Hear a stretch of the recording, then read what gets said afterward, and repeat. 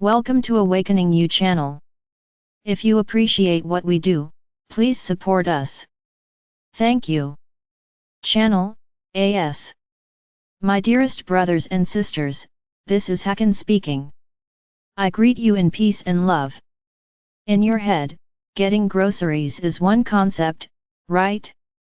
Yet from another perspective, that one concept includes multiple sub-concepts. For example, getting groceries means deciding what you need to get from the store. It means going to the grocery store. It means collecting the items that you need, etc. And those concepts have sub-concepts themselves.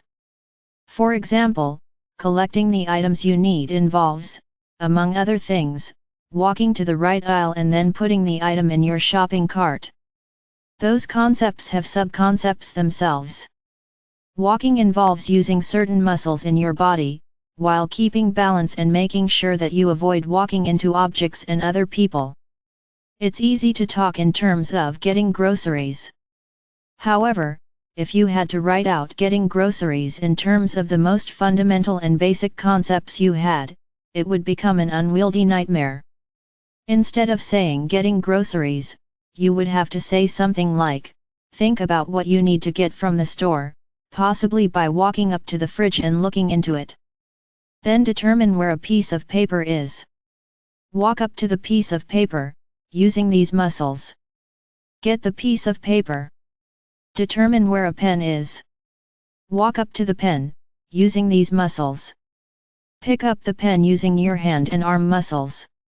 Then write down what you need to get from the store on the piece of paper with the pen, using these arm and hand muscles, etc.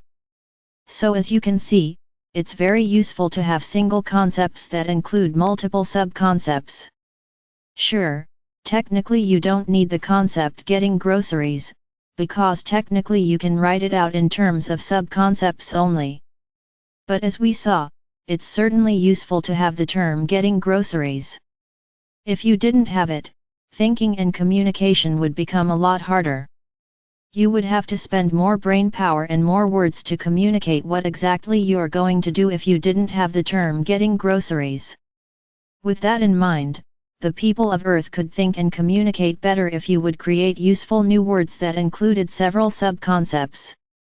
In the same way that getting groceries is a term that's technically not necessary but quite useful, you can define new words that may not be technically necessary, yet are useful when thinking and communicating. You can think of this as having bigger chunks or bigger pieces you can reason with at once. You can think of this as having bigger Lego pieces to play with, so that you can more easily build bigger structures. To be clear, I am not saying that you should redefine existing words. I am not a fan of that. I am also not saying that you should be inventing words that sound like they mean one thing, while actually meaning something completely different, in order to, for example, get a political advantage or mislead people.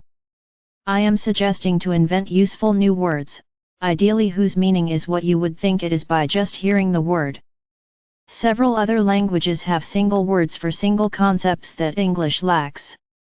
For example, German has Schadenfreude, which means feeling joy at another person's misfortune. German also has Zeitgeist, which means the beliefs and ideas of an era. These are examples of useful words, because without these single words you would have to use several words to describe this one thing. And of course, there are lots of other useful words that English could borrow from German or from other languages. English speakers often make fun of the German language for having single words for just about everything, but that's actually incredibly useful. It means German speakers can think and communicate better. It would help if English speakers did that too. Note that in George Orwell's book 1984, the tyrannical government literally destroys words in order to limit the ways in which the population can think. Indeed, if you lack certain words, then thinking and communicating becomes harder. Conversely, if you introduce certain useful words, then thinking and communicating becomes easier. Another example of a word that would be useful to introduce would be a single word for this has been improved but it's still not good enough, etc. If you sit down, you can probably think of several other concepts that would be useful to cover with one word. If you have programming experience, the following comparison might be useful. If you're programming, it's useful to define your own methods, which you can then call repeatedly. That way, you don't have to write the same code multiple times, which has multiple advantages. Well, it's similarly useful to define new words that cover a certain single concept that you will want to talk about multiple times. I understand that it's a challenge that the other people you're talking with need to actually understand the new word you're using. Well, with friends and family you can just tell them that you invented a new word and explain its meaning to the other person. It also helps to pick names for your new words that strongly point to their actual meaning. For example, Zeitgeist just consists of the word Zeit, time, and Geist, spirit. So a German speaker can easily intuit that Zeitgeist means something like spirit of the times. The English equivalent would be creating the new word time spirit and defining it as being the beliefs and ideas of an era. Similarly, Schadenfreude consists of the German words for harm and joy, so the English equivalent of Schadenfreude would be inventing the word harm joy. In German it's a bit clearer when you say Schadenfreude that the Freude, joy, is about the Schaden, harm, but you get the idea, which is that it's good to pick words that suggest their meaning. And in some cases, it's useful to just mash up two words to create a new word, if that new mashed up word indeed points to its meaning. I hope to have instilled in you the idea that it can improve your thinking and communication to define new words, or borrow words from other languages. I am curious to see if some of you will start creating and introducing your own words.